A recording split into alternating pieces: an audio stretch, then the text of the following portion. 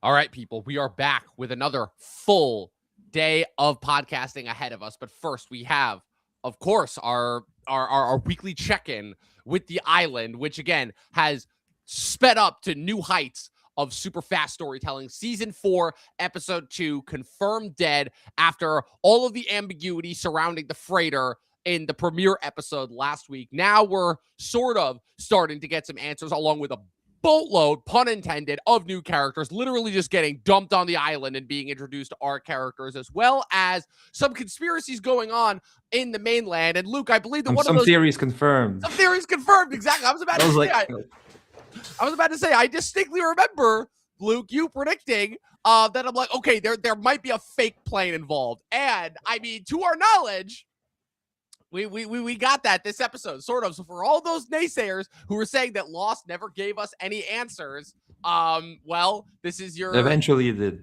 Eventually, it did, exactly, and not to You mention just have to keep. You just have to keep watching. But I guess then it would have been like what, a year break between seasons. So maybe some people might have not been like there, but watching it week to week, of course, it's a different vibe. So Yeah, exactly. Not to mention the fact that another fun little tidbit that I didn't realize is that we are actually kind of, in a way, going in real time with this episode, because I believe that as we're recapping all of the season 4 episodes, they're all syncing up with like when they aired, because season 4 premiered at the end of January 2008.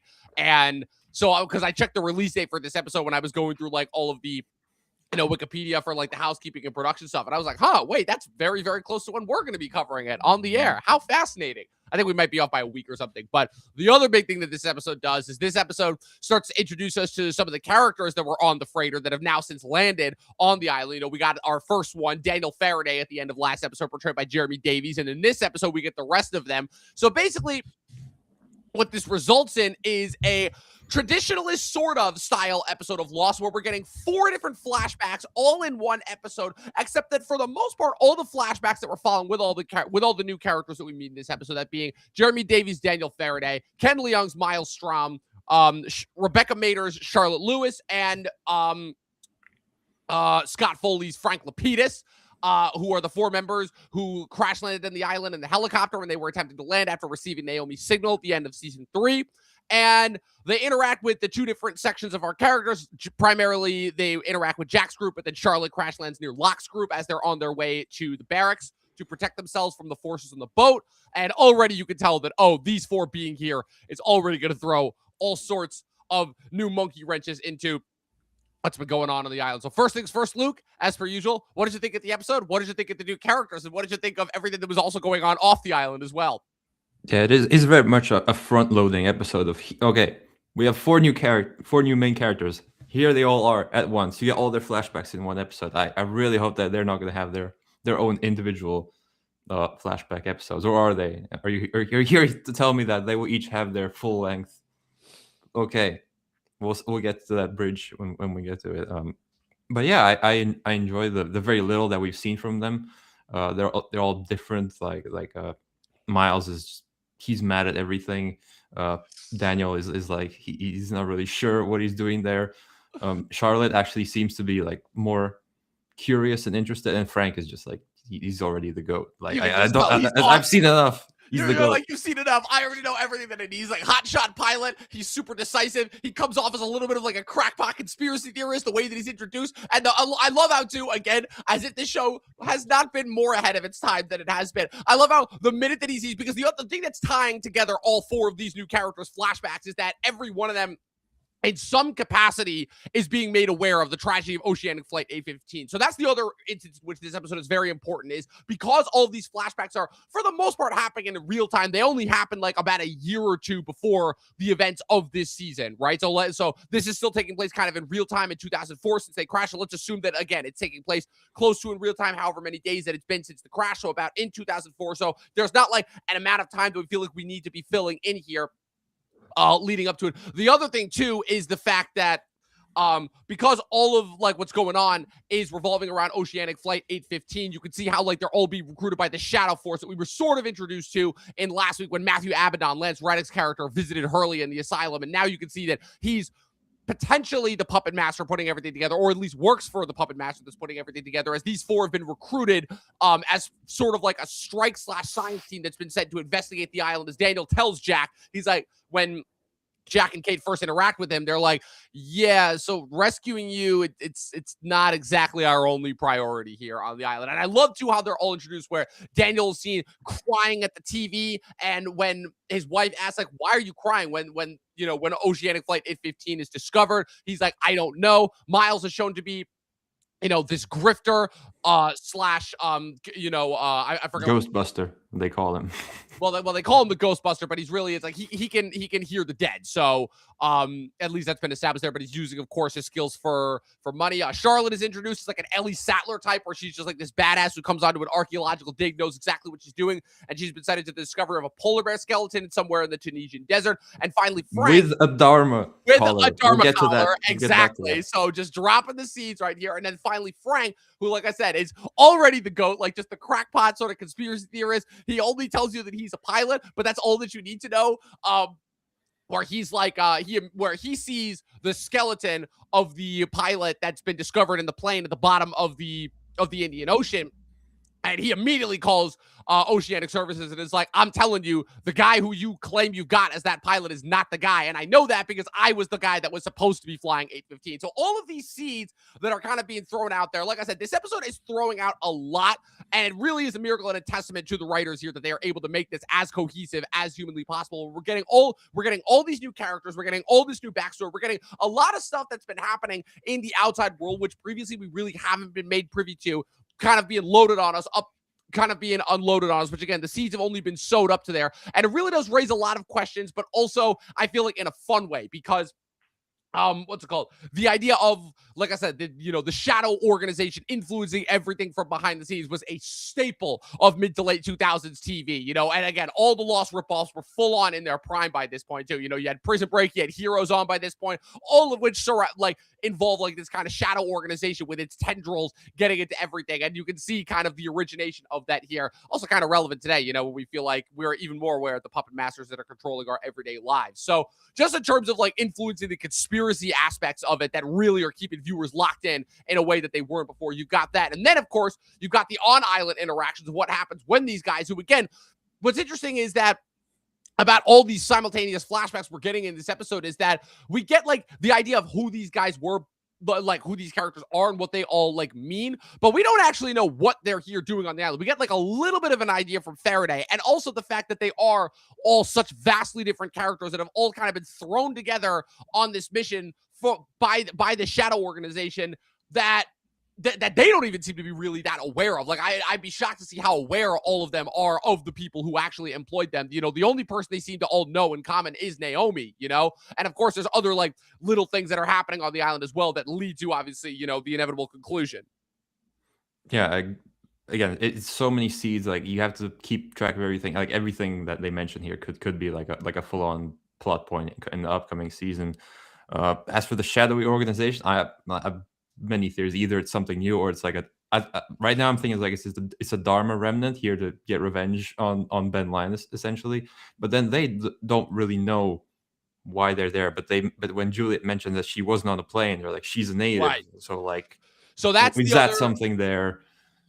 So again, just got to keep watching. But they do a really good job of establishing it in these early episodes. Like the last episode is the first episode is like, okay, this is where all of our characters are after the finale.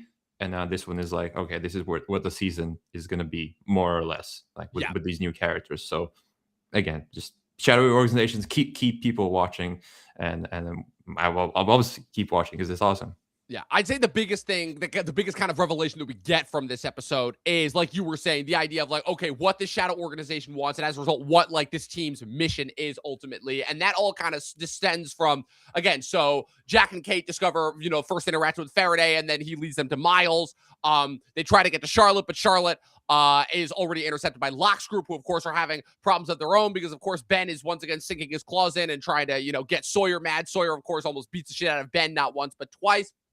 But the thing, I guess the kind of Again, more perfect Ben. Like, okay, he's perfect he's the, Ben he's the just comedic dug it. relief now Yes, somehow. he really is. But it still works because he's Yeah. still like, even though he's tied up and basically been all but removed from power, you still see like why he is kind of, Loki such a threat. And like I said, that's the through line that's established in this episode that was kind of been going on, and why Ben, it seems like more than anybody else, has been terrified of these figures finding the island because let's go. And this goes again all the way back to season 2. I feel like when the EMP was released by the hatch imploding, but the thing that's established is that the science team, and this is established, like I said, once Lapidus figures out in 5 seconds, which again, just an awesome character. Like I cannot establish enough just how awesome Lapidus is. Scott Foley, an awesome character actor. He had not quite similar, but sort of a similar function on the last season of Justified, which I just recently watched. That's also a show that you would love.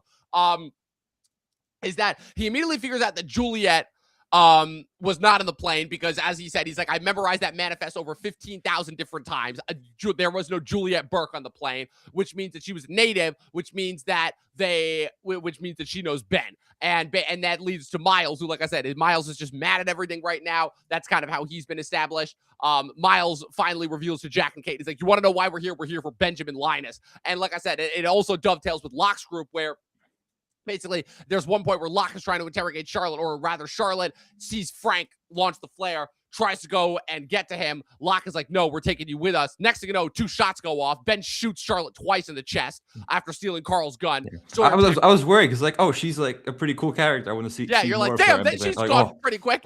But bulletproof thankfully, vest. bulletproof vest. I'm like, okay, so these are professionals here. And then finally, Ben reveals, kind of his ace in the hole at the end, right when Sawyer wants to take him out. He's like, look, you want to know why they're here? They're here for me. And then he, of course, reveals all their names, all their backstories. Of course, the typical thing that the others do when they have their files memorized, right when Locke and Sawyer, man, it really sucks. Every time Locke and Sawyer are coming this close to being like, yeah, we don't need this guy. Ben's like, oh, yes, you do, because I am still the keeper of all information. And even if, I pick and choose as to when to reveal said information, I am still very, very important. And the thing that he reveals, kind of the next big boom, mic drop cliffhanger moment is like, I've got a man on their boat, and that's why you're going to need me. So who is Ben's man on the boat? That is the question. Why is Ben's said man on the boat? And why, again, is he so terrified? Michael? Is it Michael, you ask? God damn it. Come on, dude. Come on. Wait, was it because Harold Perrineau's name popped up in the credits? Yes, was that it? it was. Yep. I'm like, it would be better if it was someone we'd already met. I'm like, who have we already met? Who's not on the island? I forgot that his name was in the credits this early before he pops on, because it's a while before we see him again. But damn it, well, there goes that big revelation a couple episodes there we go. now. Yep. It means I'm watching the show. It means you are watching the show. It means you are watching the show, and it means you are paying attention. That is correct, because I completely forgot, because I've gotten so past the point now where I'm actually like paying attention to who pops up in the opening credits, and I completely forgot that, oh wow, they basically, like, if you're paying attention, they absolutely spoil that Michael's back this season. And he doesn't pop up again for a couple of episodes, but again, Ben does have somebody on the boat. The last we saw of Michael all the way back in the season 2 finale was Ben showing him how to take the boat to get back to the mainland. So who knows? But yeah, so that's kind of our big end all be all cliffhanger. Like I said, not too much else was revealed. Like I said, it's mostly an exposition setup episode, so there's not too much else. Really, like I said, the fascination going forward is going to be seeing how these guys factor into our main group, seeing how their presence on the island is going to affect them getting rescued, and whether we're any closer to getting answers as far as whether the people on the freighter are there to save them or not. I think it's become pretty clear that they're not there to save them, but also that whatever the hell is going on, there is something much, much deeper that not even the survivors of Oceanic 815 were even privy to. But like I said, we are in full-on conspiracy race against the clock mode. And like I said, the fact of the matter is we're 2 episodes in. The finale for this is another 3-parter episode. So we've only got 10 weeks left for season 4. So like I said, if this is part of it, tight season. But again, my favorite kind of a season. All the fluff, all the excess of the last couple seasons is gone. And because the writer's strike forced them to go even shorter than they normally would, this probably would have been like a 16, 17 episode season like the last 2 if the strike had not happened. But because of the strike, we only have 14 total episodes, 12 total weeks, and man, I am so beyond excited. Man, it kills me because, like I said, this was the point of when I was doing my first time watch where I was just binging episodes nonstop, and it kills me because previously with the first 3 seasons, I had no problem watching week to week, but now because it's picked up its pace so much, I'm like, God damn it, I want to watch the next episode like so fast. But I'm holding to the task. I'm holding to the task of one a week for what's it called for the show for the purpose of the show. Now, before we get out of here and get on to our next I do want to say about that polar bear thing in the desert with the Dharma collar. I think that's like a they Bugs Bunny pulled a massive hammer out that says time travel on it, and they're banging the audience on the head with it. So like, it's coming. It's coming. This It's like coming. This is like a big confirmation. It is coming. To say, I went to the store like after I watched the episode today. I was like, just like thinking, because the episode's marinating in my head. Like one crackpot theory I don't think it's true. Is that the survivors are the founders of Dharma? This is my Tenet brain thinking. Like, I don't know. It's possible. Shout out to Tenet. Shout out to Tenet. One of the underappreciated movies ever. Underappreciated movies. Could not agree more. So that's my current crackpot theory. I have nothing to base it on except like it could be. Listen, something. I will say that so far you have proved yourself to be the most astute viewer of Lost that I have ever seen of anybody who has watched this show. So if there is anybody, consider the fact that you predicted almost every single theory on this show correctly, at this point I'm just not even doubting you. I'm like, okay, I just think it's a testament. It's a testament to really good foreshadowing. Yes, like even if they didn't know everything that they were doing as they wrote it. So yeah. It's impressive the things that they were able to come up with. And again, shows like kind of Lindelof's nerd brain and how good he is. Now, before we get out of here, before we move on to the draft, which will be coming next, Luke, we had some major gangbusters news. Actually, not out of the blue, because he mentioned that he was going to not Hollywood. Out of the blue, but I guess in terms of because Sanderson has been so fastidious about like making sure that if and when the Cosmere gets adapted, it's with the right studio who lets him do it right, and that he famously did not want a Game of Thrones like situation to happen with the Cosmere. But recently, I don't remember if it was Wednesday or Thursday, but sometime this past week, it was announced that Apple TV has picked up the rights to the Cosmere and will be turning the first 2 major, I would say, installment foundations of Brandon Sanderson's vast, interconnected, interstellar, if you will, book universe, that being the Mistborn trilogy and the Stormlight Archives series. They will be adapting those first. Mistborn will be made into a series of movies. Stormlight Archives will be made into a TV show. And Brandon Sanderson himself is both working on the script for the first Mistborn, but says that it will not affect his writing schedule for the final 5 Stormlight Archives novels, which still have yet to be released. He's also he's got 2 more Mistborn eras. Yes, and 2 more Mistborn eras, and a bunch of other exactly. standalones, which he said that though if anything takes a hit, it will be the standalones, but the 2 main series that the whole thing is built on, those will not take a hit. So and I believe him, because the guy writes very fast. Yeah, he does write very fast, and he is very succinct with his writing too, unlike a certain GRRM who is more intent on just getting his work adapted into HBO shows than actually finishing his original novels. But needless to say, this was very, very good news. And once again, another kind of shift in the move towards book talk, which was inevitably happening with us as, movies and TV shows that we love continue to dwindle and go away and give and transition into more, I guess, like traditionalist TV shows of old. Because as much as I do enjoy The Pit, I am not a fan of what that is kind of signifying for TV going forward, just as well considering that HBO also greenlit another kind of procedural-esque show, this time starring Milo Ventimiglia as an older, as a cop. And I'm like, oh, so HBO is just becoming traditionalist TV at this point. That's the route that we're pursuing. You need a mix of things. It's like Apple is clearly going for the sci-fi fantasy corner because they know those fans they're loyal. Like they come in vast amounts, and then by that you can do the other stuff like your more drama shows, if you will. Absolutely. So. And not to mention the fact that, again, like they know their niche. Like I said, they're For All Mankind's, they're Monarchs. Those are the shows, their Severances. Those are the shows that really like draw people in. They've got their their little smaller like celebrity feud vehicles, and they've got their like little crime dramas and such. But for the most part, like the sci-fi and also the Silo as well, which I've heard is very good. Their sci-fi corner is where it counts. Foundation, exactly. Because the thing too is, like I said, they have got the money to be able to put into these shows to make them look really, really, really good in a way that very, very few other streaming services do. So after having completed the first Mistborn, I still have yet to finish the rest of the Mistborn trilogy and also start the Stormlight Archives. But if they could put even half of their Apple budget into the first Mistborn in order to make that look as good as it deserves to look, yeah, this was the right move. This was the right move, and I'm very, very excited to see what's going to happen with this. Yeah, I'm curious to see like if it does resonate with the general audience, because if it's this popular in the book sphere, how popular can it be in the general sphere? But if it Absolutely. is, then it will like take off. Like Yes. everyone's gonna be tuning into the storyline. Everyone's gonna be waiting for the Mistborn trilogy.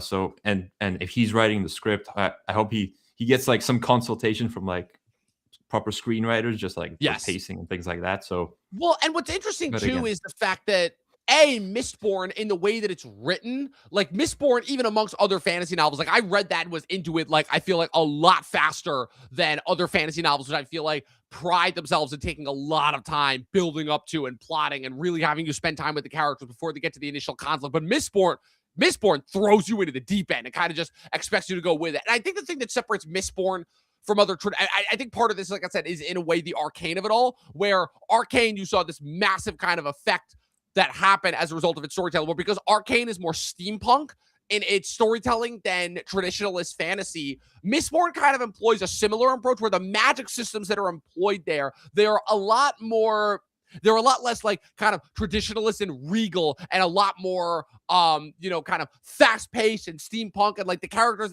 and the whole story really in and of itself feels a lot more modern, if you will. So I think that's kind of the thing that really helps in Mistborn's case, as well as the fact that because it is centered so much more so around a traditionalist hero's journey, the first one, at least the Final Empire, the first Mistborn book, rather than like introducing you to this world with all of its intricate magic systems and everything that's going on in it. Stormline's definitely more that from what Right. I've read. I'm what am I 300 pages into the Way of Kings, and it's like everything's coming at you. It's everything coming at you, which again, I feel like is why that situates itself better for a TV show. But all of that to be said is that I think that if you were going to choose something to launch this universe, if you will, Iron Man style, you couldn't have asked for something better than Mistborn, which I think is the perfect spot to start, as was told to me by Eli, and as such, as all Sanderson himself says that. Start with Mistborn. Right. Once you read that, if you trust me enough, move on to Stormlight and everything else. So, and the other reason too, in which this makes me happy, is the fact that I talked about this with Eli back when we were reviewing Dune and back when Wheel of Time first came out, is basically if this is actually successful, I feel like in a way that some of the previous fantasy TV adaptations have not been, like how Amazon and Netflix butchered the Wheel of Time and Netflix respectively. This could finally open the floodgates for all of these fantasy novel series that have really, really been picking up over the last couple of years. Your First Laws, your Red Risings, your Sun Eaters. I actually just released a TikTok about some of the fantasy book series that have really picked up over the last like 20 or so years that could potentially there's like a million trilogies that are complete and finished, just ready to be adapted. Waiting, so. just ready, ripe to be adapted. And the thing about Stormlight and Mistborn is it's not like Game of Thrones. Game of Thrones, it's very serious, like, and it happens to be fantasy. That's why people watch it. And Mistborn is more big action fights and cool magic systems. So if people can get behind that angle of it, maybe the rest of the fantasy can follow, because let's face it, not everything is as well written as Song of Ice and Fire. Like it isn't. So if people can latch onto that, Hollywood realizes, hey, we can make things fun, and it doesn't all have to be Game of Thrones. So. Exactly. And the other thing too, also to add to that point as well, that I think kind of strengthens that, because that's a good point that you bring up, is just look at Night of the Seven Kingdoms and what that's doing right now. Where that, even though that takes place within the world of Ice and Fire, it's the first thing that we're following. Where I feel the reason why people are gravitating towards that so much more so than House of the Dragon and what recently happened is the fact that because we're following characters that we actually like, that are actually likable, that are actually like not nice, but like they're more like noble. And because again, the biggest problem that happened, the most problematic precedent that was set by Game of Thrones and later House of the Dragon is the fact that you can't have these worlds now without all the characters just being complete pieces of shit and completely unlikable.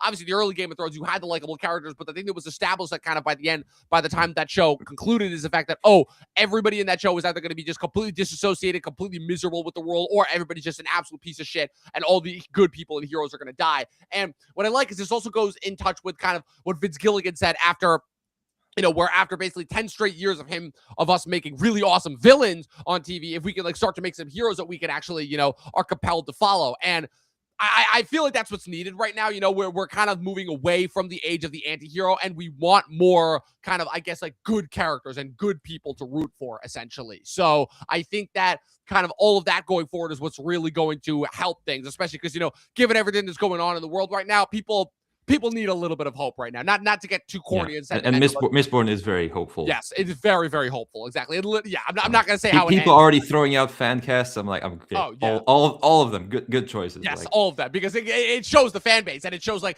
not only does it show the fan base, but it shows like how, like, kind of internet brain coded the fan base is. So they like already know the steps in terms of like what people go through when it comes to like, oh, their favorite thing getting adapted, you know. And in a way, like, it's kind of funny how, again, because people have been looking so long for something to grasp onto, with, you know, since the death of the monoculture in 2019, and like, hey, you know, video games seem to be like a certain aspect of that. You know, certain adaptations of graphic novels. Like, I feel like Invincible still has a pretty hardcore fan base. God of War, the God of War adaptation as well. You know, like I said, God of War, Assassin's Creed, all of that is coming. And so yeah, if Mistborn is kind of the next step in terms of like, okay, if this is like the next phase of pop culture after the death of the superhero, and if they can actually nail it, I'm with it. I'm very, very much with it. And so then what psychopath is going to try and take on Malazan? Like... That's the question. That is the question, man. I have been telling Eli, I'm telling you, they're going to try to adapt Malazan. He's like, there's no way. They would need at least like 3 trilogies just to cover the first book. I'm like, don't doubt. Listen, they will find a way. If this goes through, if this goes through and it works, they will find a way. I'm so happy that you brought that up. Because Game of Thrones, it's like, yeah, it could take place in England or whatever. It's not like incredible landscapes. Yeah, Malazan is based off a D&D campaign. You'd essentially be like doing a live action Legend of Vox Machina, which I love Legend of Vox Machina, but thinking about how they would make that work in a live action, it's like, yikes, you know?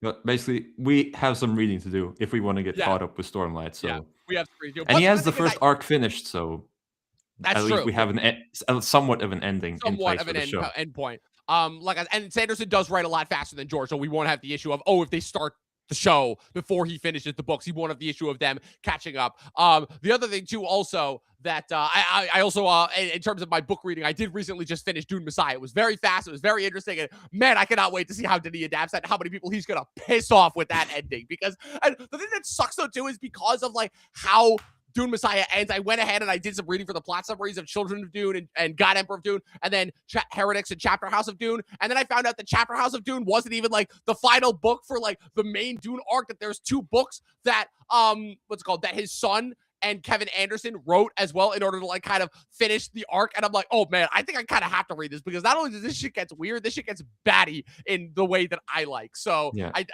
stay tuned in order to see my future my future thoughts as I continue to read the Dune series going forward.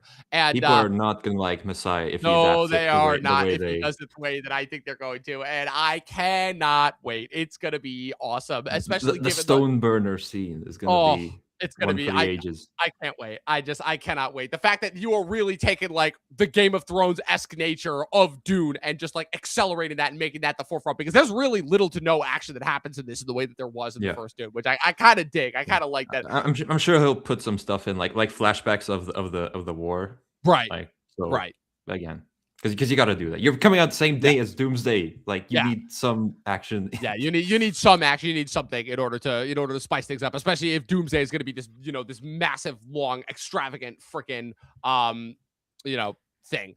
But I can't think of a better spot to end this stream. Like I said, stay tuned. We're gonna hop right into the 2026 movie draft right after this with a couple of friends of ours that you have seen on the channel before. Luke, where can the good people follow you on the interwebs? I think if I look reviews on YouTube, again, it's gonna be a later entry this year, but it will come due. So again, I'm waiting. Just stay tuned. I'm waiting for it. Has to be done. Yes, it has to be done. And you guys can follow me with everything going on at Movie Nerd Reviews across all platforms, at Official Talk TV Podcast across all platforms. Stay tuned for the 2026 movie draft coming next.